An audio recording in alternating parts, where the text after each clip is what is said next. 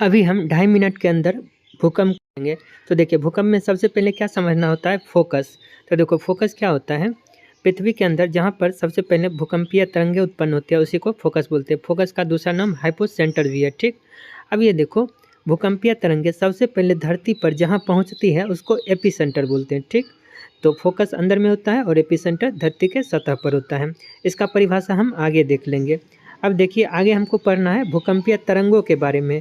तो देखिए भूकंपीय तरंगे मेनली 3 प्रकार की होती है, पी तरंगे, एस तरंगे और एल तरंगे। अब देखो पी तरंगे और एस तरंगे बॉडी वेव्स का रूप है, यानी भूगर्भिक तरंगों के प्रकार है, ठीक।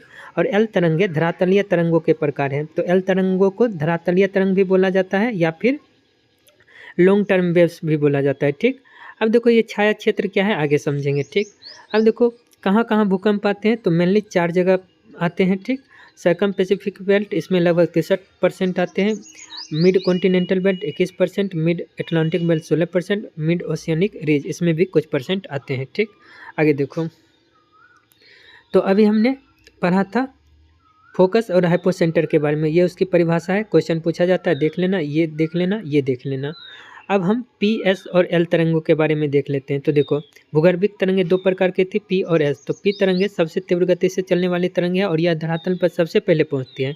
इन्हें प्राथमिक तरंग भी कहा जाता है। ये गैस, तरल व ठोस तीनों प्रकार के पदार्थों से गुजर सकती है। इनकी गति 8 से 14 किलोमीटर प्रति सेकंड होती है तथा यह सिस्मोग्राफ सेंटर पर सबसे पहले पहुंचती है। तो ये पी तरंगों के बारे में है, ठीक। तो एक एक लाइन से एमसीक्यू बनता है, ठीक। अब एस तरंगों के बारे में जो हाईलाइटेड पार्ट है बस उतना ही देखना है। उसके बाद धरातलीय तरंग के बारे में पढ़ लेना, ठीक। अब आगे देखते हैं। अब देखो छाया क्षेत्र क्या होता है, जैसे देखो यहाँ पर पी तरंग जो है ये इधर जा रही है, इधर जा रही है, इधर जा रही है और पृथ्वी के बीच वाले भाग को क्रोड बोलते हैं। क्रोड को पार करके यहाँ आ रही है। तो इसकी तरंगे कहाँ नहीं जा रही है, 105 से 145 के बीच नहीं जा पा रही है। तो इसी को बोलते हैं छाया क्षेत्र। तो ये पी तरंग का छाया क्षेत्र हो गया। इधर भी पी तरंग का छाया क्षेत्र। तो पी तरंग का छाया क्षेत्र 105 से 145 डिग्री के बीच बनता है, ठीक। अब एस तरंग का छाया क्षेत्र देख लेते हैं। ये देखो एस तरंग, एस तरंगे इधर जा रही है, इधर जा रही है, 105 से 105 के बीच नहीं पड़ रही है। तो इसी को बोलते हैं एस तरंग का छाया क्षेत्र, यानी इसका तरंग इधर नहीं आ रहा है इस क्षेत्र में। तो यही हो गया एस तरंग का छाया क्षेत्र। ये हो गया भूकंप के कुछ प्रकार, तो इसे आप समझ लेना, ठीक। आगे देखते हैं।